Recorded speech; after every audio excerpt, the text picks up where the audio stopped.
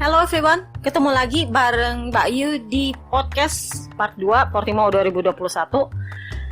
Part 2 ini hanya akan membahas soal para rider Petronas, Ciclo Morbido dan ayang bebek Mbak Yu, Valentino Rossi. Kita bahas dulu Morbido ya, soalnya kalau bebek Vale pasti panjang. Pertama, Morbido. Morbido ini sebenarnya nggak ada masalah sih sama dia, karena memang ekspektasi dia di Portimao adalah performanya mestinya bagus. Tapi ternyata memang nggak sebagus yang diharapkan. Kenapa? Karena Morbi sendiri udah bilang motor saya ini cuma spek A, yang ternyata kecepatannya jauh beda sama Quartararo. Kemampuan untuk mengatasi keausan ban juga berbeda sama Quartararo. Jadi ya saya lumayan puas lah, paling nggak saya sudah fight buat podium meskipun nggak dapat podium. Sebenarnya yang bikin Morbido kecewa adalah fakta bahwa spek A-nya ini memang nggak bisa dipakai buat bersaing dalam kondisi dalam tanda kutip normal. Seperti yang kalian tahu di part pertama kemarin gue udah bilang Portimao adalah race di mana segala-galanya setupnya normal dan bannya pun ban normal untuk musim ini. Jadi menurut Morbi, kalau ini adalah kondisi normal, berarti emang mesin saya nggak bisa bersaing sama mesin pabrikan. Jadi ya kecewa, tapi ya mau diapa. Jadi Morbido udah bilang, ya saya mau apa lagi, emang udah kayak gitu. Kemarin itu dia awal musim, kan kalian masih ingat, dia sih masih berbesar hati dapat spek A. Kenapa? Karena dia tuh ngarepnya paling enggak ada update part lah ya. Karena kan BB Vale masuk bawa sponsor segitu banyak. Jadi memang paling enggak ada update part dari pabrikan dan dari tim, karena yang bayar itu tim, teman-teman.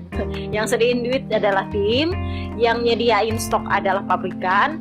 Jadi harapannya kemarin Morbi bakal dapat part baru. Tapi ternyata nggak dikasih juga. Jadi si Morbi mulai kecewa nih. Dia bilang, ya saya udah nggak mikir mau dikasih mau nggak, ya terserah lah. Yang penting ada Ramon Forcada sama saya. Dia itu crew chief terbaik di MotoGP, dan karena dia saya bisa fight dengan barang yang seada-adanya. Kenapa sebenarnya dia mengharapkan ada part baru? Kalian masih ingat musim lalu waktu BB Vale absen, Dato R sempat bilang dia ngomong sama Jarvis untuk minjam part yang nggak dipakai sama BB Vale, karena kan BB Vale kosong tuh, nggak ada yang ganti. Jadi dipinjamin partnya. Nah itu lumayan baik. Jadi menurutnya Morbi ya nggak masalah, motornya lama selama ada part baru masuk. Nah itu juga tujuannya BB Vale kemarin bawa Monster masuk ke Petronas adalah agar meskipun udah kadung ketok palu nih Yamaha nggak bakal kasih motor spek pabrikan, paling nggak dikasih update lah ya. Akan tetapi, nah ini nih logikanya, kalau ada duit mestinya ada part dong ya. Kalian masih ingat zaman si Cal Crutchlow masih jadi rider satelitnya LCR di Honda, yang sampai harus menyisihkan duitnya sendiri demi beli part. Kan itu gunanya BB Vale bawa sponsor, karena kan nggak mungkin si Morbi yang menyisihkan gaji, ya kan? Ternyata ya nggak tahu juga mau dikasih apa enggak, karena BB Vale pun itu baru dapat part update itu nanti di Jerez di saat para pabrikan sudah pakai part baru Portimao. Part apa itu? Itu hot shot depan kalau nggak salah. Ada hot shot depan yang baru, dan itulah kenapa Neng Vina agak kesulitan di akhir pekan Portimao, karena dia agak kurang seksi sepertinya dengan hot shot depan itu. Jadi masalahnya bukan cuma soal uang nih. Ya sebenarnya ada juga sih. Jadi ceritanya BB Vale bawa duit sponsor ke Petronas. Ya dia udah nggak bisa ngatur, Petronas yang ngatur duit udah. Kalau ternyata ujungnya duit itu dipakai buat perpanjangan kontrak 5 tahun dengan Yamaha, ya mau diapa. Tapi memang dipastikan oleh sponsor adalah bahwa BB Vale bakal dapat part update secepat mungkin. Karena kan BB Vale ini dikontrak sama pabrikan nih. Kalau Morbi kan dikontraknya sama tim Petronas. Itulah kenapa BB Vale bawa sponsor ke tim Petronas, maksudnya buat anak didiknya. Tapi kalau ternyata nggak dikasih, jadi pertanyaan ada dua, apakah karena nggak ada duit atau karena Yamaha-nya yang nggak mau ngasih. Tapi kalau gue lihat dari sisi BB Vale, sepertinya emang Yamaha yang setengah-setengah buat support. Karena ternyata mereka kalau bikin part itu 2, cuman buat rider pabrikan toh. Bebe Vale disuruh nunggu dulu men, soalnya masih pakai pabrikan. Kalau ternyata mereka masih mau pakai, berarti satelit nggak dapat dong. Jadi ya tunggu aja diproduksi yang baru lagi, baru nongol di Heres jadinya. Kayak gitu. Bukan masalah nggak ada duit sih kalau Bebe Vale, cuman kayaknya si Yamaha yang nggak sediain stok buat Bebe Vale, dan mungkin juga malah buat Morbi. Itu sih susahnya. Jadi antara ada duit tapi Yamaha nggak mau kasih, atau ada duit tapi Petronas nggak mau beli. Inilah yang bikin VR46 Academy sempat rapat habis Portimao kemarin. Gosipnya berhembus sepoi-sepoi adalah kalau hingga 2/3 musim Morbido ternyata masih tidak membaik, mereka berniat untuk mencari pabrikan lain loh ya, pabrikan lain yang bersedia memberikan motor pabrikan untuk Frankie Morbido. Gosip berhembus sepoi-sepoi dari Jepang adalah Honda berniat untuk ngontrak. Why? Kan kalian tahu Jeroen Lakor udah bukan masuk skenario utamanya Negara Api. Dia memang masih skenario utamanya Darno, tapi sudah bukan skenario utamanya Jepun. Kenapa? Mereka sudah bisa ekspektasi hal yang terburuk yang bisa terjadi kalau misalnya nanti kenapa-kenapa. Jadi mereka harus punya rencana cadangan nih. Jelas nggak bisa mengharapkan adiknya Jeroen Lakor. Gue nggak tahu kenapa, tapi mereka memang sebenarnya nggak terlalu mengharapkan itu. Kan udah gue bilang di musim lalu itu cuma pelicin buat kontrak 4 tahun teman-teman, bukan buat karena dia memang bisa. Nah itulah selentingan dari negeri Jepun sana bilang bahwa petingginya tertarik ngambil Morbido. Mau ngasih motor pabrikan, yang nggak apa-apa di satelit juga, tapi motor pabrikan.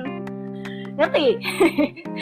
Karena Morbi udah bilang, saya motor seada-adanya pun masih bisa fight podium. Berarti bukan saya rider jelek loh ya, motornya aja yang jelek. Istilahnya kayak gitu. Saya bukan rider jelek, motornya aja yang jelek. Kalau enggak mau dimasukin ke VR46 MotoGP Team. Tapi itu masih skenario kedua. Kenapa? Karena ada skenario lain untuk MotoGP Team. Tapi memang Morbi ini istilahnya terlalu, kalau gue bilang terlalu besar untuk mau dimasukin di VR46 MotoGP Team. Kemungkinan kita tunggu aja telepon dari tetangga sebelah. Gue nggak tahu itu bakal ngamuk gimana Jeroen Lakor kalau tahu. Tapi emang kayak gitu selentingannya. Orang di sana udah mulai mikir-mikir ini kalau ditaruh di LCR bisa nggak ya? Pakai motor pabrikan aja. Motor seada-adanya aja dia bisa fight podium kok. Bener nggak sih? Berarti emang dia adalah rider berkualitas. Dan kalau mau dimasukin ke, istilahnya dia lebih duluan dari Peko teman-teman. Jadi kalau mau dimasukin ke VR46 MotoGP Team kok kayaknya nggak turun level malah si Morbi. Bener? Jadi kemungkinannya adalah dia naik ke pabrikan atau dia pindah ke satelit lain yang pakai motor pabrikan. Oke? Kita pindah lagi ke Bebe Vale. Ini agak panjang nih. Kita bahas dulu Portimao-nya Bebe Vale. Race Portimao kemarin dia itu banyak dapat hujatan dari haters. Jadi kan kalian tahu tuh ceritanya si ikan hiu yang baru, si Rookie itu kan dalam tanda kutip kena karma. Terus ada fansnya Bebe Vale yang bilang, oh kapok lu, siapa suruh lu ngatain Vale. Dibela sama pengamat. Katanya ya emang bener, Valentino Rossi itu mestinya dia pensiun dulu zaman dia masih jaya, zaman Marquez belum masuk, supaya dia pensiun dengan dada membusung, dengan kebanggaan, dengan kejayaan. Dia masih dipuja-puja sama seluruh ranah MotoGP. Kalau dia pensiun sekarang, udah pensiun dinyinyirin, dihujat-hujat, nggak ada prestasi, cuman ngerecokin dan segala macam lah.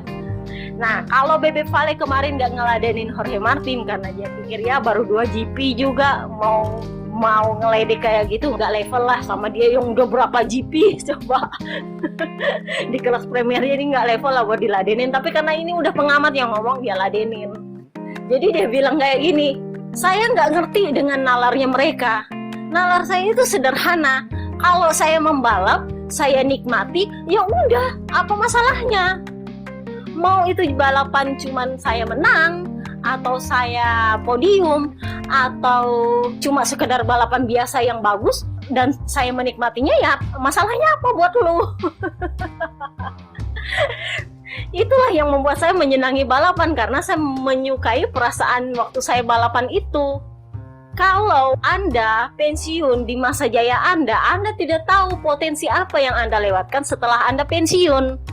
Nanti gue bahas itu contoh-contohnya. Terus dia bilang, ya memang saya nggak mau finish 12 atau 16, memang nggak mau.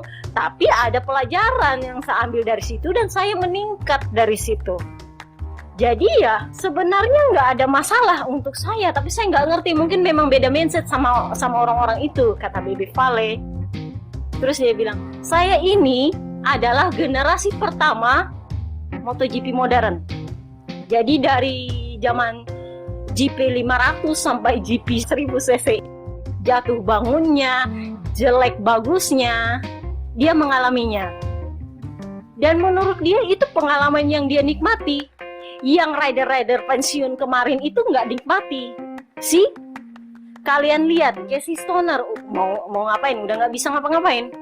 Dia cuma menikmati jadi rider eksklusif di Ducati, tapi ya setengah-setengah juga, nggak totalitas. Jorge Lorenzo jangan tanya, nggak ada yang mau ngambil. Yamaha udah cukup gitu. Dani Pedrosa adalah satu-satunya rider pensiun yang masih menikmati harinya berada di track, tanpa ada tekanan, tanpa ada bisa dibilang, tanpa ada gerasak gerusuk dan ditindis-tindis sama politik. Alasan kenapa rider lama ini pensiun kebanyakan adalah karena mereka korban politik. Bebe Vale itu mau dikorbanin, masalahnya dia politiknya juga lebih gede. Bebe Vale itu mau dikorbanin politik sih sebenarnya, cuman backup dia gede banget, fansnya dia banyak, sponsornya dia banyak. Jadi nggak segampang itu mau bikin dia jadi korban politik. Beda sama rider-rider lain yang emang ya udah gampang sisa putusin kontrak aja. Kalau Bebe Vale lo mau putusin kontrak, mikir dulu ini duit yang hilang berapa, fans yang keluar berapa, bener nggak? Jadi mikir juga nih. Politiknya susah kalau Bebe Vale. Itulah kenapa dia masih bertahan sampai sekarang, nggak ada yang berani korek. Yang bisa dilakukan oleh mereka adalah membuat Bebe Vale nggak senang lagi membalap untuk pensiun. Karena cuman itu yang bisa bikin dia pensiun. Kalau dia masih senang membalap, lu nggak bakal bikin dia bisa pensiun, men. Itu masalahnya. Bebe Vale juga bilang, saya itu membalap dari usia yang masih sangat muda, masuk di kelas premier di usia 20 tahun, yang lain ngikut saya. Kenapa? Karena pengen mematahkan rekor saya. Saya dijadikan patron oleh mereka dan saya masih ada di sini. Itu karena saya masih jadi patron juga untuk mereka. Pasti akan ada yang mencoba untuk mematahkan itu, dan Bebe Vale bilang, ayolah coba. Dia bilang, saya akan melakukan apapun semampu saya untuk tetap membalap. Gak segampang itu bikin saya pensiun. Memang pada akhirnya waktu yang akan menang, karena saya emang udah tua. Tapi saya akan melakukan semua yang saya bisa dengan seluruh kemampuan saya untuk membuat semuanya itu tidak mudah. Jadi nggak segampang itu bikin gue pensiun, men. Dia udah ultimatum, lo pengen gue pensiun, tunggu dulu. Karena memang politik di MotoGP itu nggak segampang itu buat memensiunkan seorang Valentino Rossi. Jadi satu-satunya cara untuk membuat Bebe Vale pensiun itu adalah membuat dia tidak menyenangi balapan lagi. Ini yang agak susah nih. Kenapa gue bilang gitu? Makin lu kasih susah dia, makin dia penasaran gimana caranya menyelesaikan masalah dia. Ingat, dia itu orang kidal. Orang kidal adalah orang yang menerima tantangan. Dia bilang kan kemarin, kalau saya cuma mau pensiun, udah dari dulu kali saya pensiun. Tapi faktanya, setelah gelar saya dicuri tahun 2015, toh sampai sekarang 6 tahun setelahnya saya masih membalap. Apakah itu karena saya cuma mencari kejayaan? Enggak, saya masih menikmati balapan saya. Jadi ya emang gak segampang itu membuat dia pensiun. Intinya harus gini, harus bikin dia gak senang banget sama balapan. Mau digenjet gimana, dia mau bannya dipasang gimana, mau motornya sejelek apa, kalau dia masih menikmati balapannya, dia masih penasaran sama masalahnya, itu gak bakal selesai. Lalu apakah dia akan pensiun? Dia sudah bilang akan memutuskan nanti setelah awal musim. Jadi kemungkinan Mugello atau nanti Misano, dia baru pengumuman. Bebe Vale udah bilang, intinya adalah saya pengen perpanjangan kontrak lagi tahun depan. Kalau menurut gue sih karena dia masih pengen lihat perkembangannya Luca Marini di lintasan. makanya dia pengen perpanjangan tahun depan. Menurut gue sih itu. Tapi ya kembali lagi, kalau sampai nanti 2/3 musim performanya nggak membaik, ya dia rasa nggak ada gunanya juga buat perpanjang ke Yamaha atau Petronas. Ya mungkin sama pabrikan lain, gue nggak tahu. Aprilia sendiri sebenarnya tertarik sama VR46, entah itu BB Vale-nya yang jadi pembalap atau timnya. Nah itu nanti kita bahas lagi. Jadi sudah clear ya, apakah BB Vale mau pensiun, kenapa dia nggak mau pensiun, dan apa menurut dia di Portimao. Kita bahas lagi soal VR46 MotoGP Team. Jadi kalian masih ingat akhir tahun lalu BB Vale itu membalap di Gulf Qatar. Dia sampai mengorbankan Monza dan itu bikin sampai Morbi harus nyobain rally Monza demi apa sih kalau gue mau bilang, demi mempertahankan ratingnya Monza, sementara BB Vale membalap di Qatar. Nah di saat Qatar itu gosip bahwa sepoi-sepoi dia ketemu sama pangeran Arab. Sebenarnya bukan ketemu langsung orangnya lah kalau menurut gue. Mungkin pangeran Arabnya nonton tapi nggak ketemu langsung sama Bebek. Terus mulai dari situlah timbul ide dari pangeran Arab ini. Gue mau bikin kota balap nih dekat Riyadh di Arab. Gue lupa namanya apa. Kalian cek aja lagi di postingan gue itu ada. Dia mau bikin kota khusus untuk balapan, di mana itu bisa bikin untuk rally Dakar, untuk MotoGP, untuk pokoknya semua balapan lah, MX dan semua deh. Jadi itu kota khusus untuk balapan. Kalau teknologi ada namanya Silicon Valley, ini khususnya buat balapan. Jadi kayak autodrome semua aja di situ. Kalau menurut sang pangeran, nama proyeknya adalah Saudi Vision 2030. Nah ini yang jadi sponsor di VR46 MotoGP Team. Itulah idenya. Jadi nanti mau bikin kota balap. Track MotoGP rencananya mulai dibangun tahun depan. Targetnya selesai tahun 2023 dan bisa gelar MotoGP di 2024 kalau nggak salah. Itu rencananya. Nah, ini yang bikin sang pangeran mulai tertarik nih promosi lewat BB Vale. Kenapa? Karena Qatar kemarin itu jadi populer karena ada BB Vale di situ. Jadi kan kalian ngerti bahwa BB Vale ini dunia balapannya itu bukan cuma di MotoGP tok loh. Tapi dimanapun dia balapan, dia berhasil membawa perhatian ke sana. Itu yang dimanfaatkan oleh pangeran Arab. Itulah kenapa sampai akhirnya dibilang, kita mau investasi nih, mau nggak? Jadi BB Vale bilang oke, tapi besarnya berapa? Kalau kalian sanggup, kita oke aja. Jadi sama pangeran, lu butuh berapa sini bilang. Jadi BB Vale kemarin waktu seri Qatar mulai nih nanya sama pabrikan, sama Dorna, kalau saya pakai pabrikan kalian duitnya butuh berapa? Terus tanya Dorna kalau saya ambil 2 grid bayar berapa? Karena untuk bergabung dengan Ducati sendiri itu butuh paling enggak 10 juta euro. Itu pakai motor yang Luca Marini pakai sekarang, yang terlambat 2 tahun. Kalau tahun depan mau terlambat 1 tahun kan sudah terbuka tuh engine freeze. Pokoknya intinya minimal 10 juta euro. Itu baru yang ke pabrikan, belum ke Dorna. Mulai nih diomongin di Qatar. Nah ternyata udah dapat nih ceritanya, udah dapat Qatar kedua, tanda tangan kontrak nih sama pangeran untuk divisi pangeran ini kan. Kalau Aramco itu divisi perminyakan, kalau ini divisi entertainnya kalau nggak salah, itu yang kontak dengan BB Vale adalah di situ Saudi Vision 2030. Ini juga yang akan membiayai VR46 MotoGP Team. Kenapa gua bahas tadi soal latihannya Luca Marini? Sebenarnya ya nggak ada yang aneh karena Luca Marini itu adalah rider Ducati, jadi dia latihan dengan motor Ducati. Jadi ceritanya gini, kalau 2 tahun lalu waktu si Peko masih di Pramac tahun pertama, si Peko masih latihan pakai Yamaha. Kenapa? Karena VR46 Academy itu punya kontrak eksklusif dengan Yamaha. Nah di tahun kedua Pramac dia udah pakai Ducati. Yamaha nggak bisa marah dong, iya dia kan kontrak sama Ducati. Dan ternyata itu membawa perbaikan bagi performa Peko. Itulah yang membawa dia ke pabrikan sekarang. Dan ternyata dia dikontrak 2 tahun, sementara Miller dikontrak 1 tahun. Ini membuktikan bahwa hubungan Ducati dengan VR46 Academy semakin membaik. Kalian lihat si Luka sekarang sudah pakai Ducati juga, dengan harapan dia akan gampang beradaptasi dan bisa membaik di tahun kedua. Jadi sebenarnya kalau Ducati ngasih motor buat latihan gue bisa bilang nggak segampang itu. Kenapa? Karena ridernya Ducati kan bukan cuma Pecco sama Luca Marini, si Jorge Martin, si Johan Zarco, si Miller juga, Enea Bastianini juga. Nah masalahnya adalah karena mereka anak akademi, jadi mereka harus belajar lebih banyak. Nah ngasih motor secara khusus ke akademi itu jelas beda treatment. Itulah kenapa gue bilang ini patut dipertanyakan. Apakah anak-anak sekolah bahkan pindah pabrikan? Karena apa? Komitmen Ducati untuk mendukung VR46 Academy itu makin kelihatan.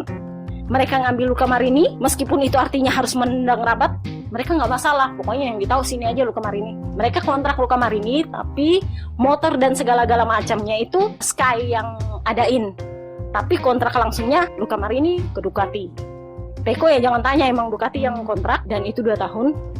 Dan kalau kalian teliti, di postingan beberapa anak akademi itu ada hashtag Road to MotoGP. Kalau ternyata latihan pakai Ducati ini ternyata membawa perbaikan secara signifikan untuk balapan mereka, tidak menutup kemungkinan bahwa gua rasa mereka akan putus kontak dengan Yamaha untuk divisi latihan sirkuit. Karena kan kalau di range masih tetap Yamaha pakainya. Karena memang Italia sendiri juga ada visi untuk ada visi untuk rider-rider muda Italia, dan itu mengerucut pada Valentino Rossi. Karena cuman dia yang anak akademinya itu lumayan menonjol di balapan, karena memang serius banget, memang mahal banget untuk jadi anak didiknya Vale itu.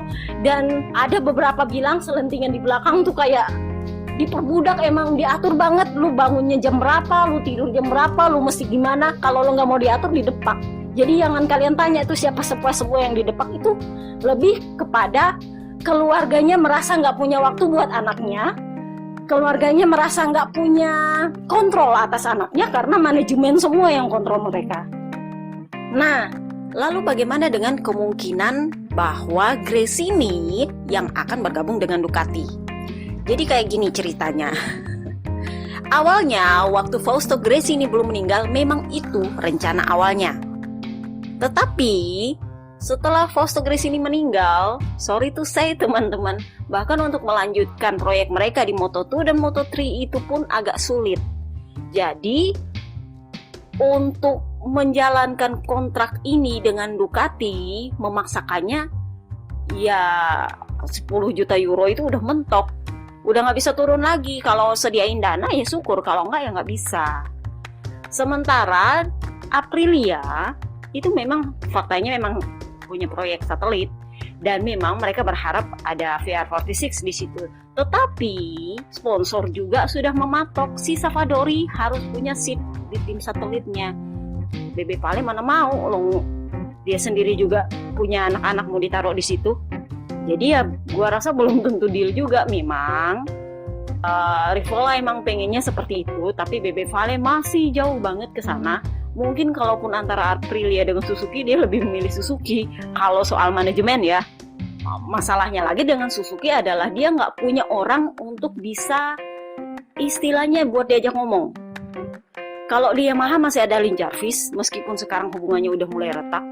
Kalau di Suzuki, Brivio udah nggak ada. Sementara Suzuki sejak ditinggal Brivio, kabarnya nih dalam tanda kutip itu mulai ada retak-retak di antara para ridernya. Jadi dia sendiri mau ngomong sama Suzuki sama Shinichi itu agak-agak sulit gitu.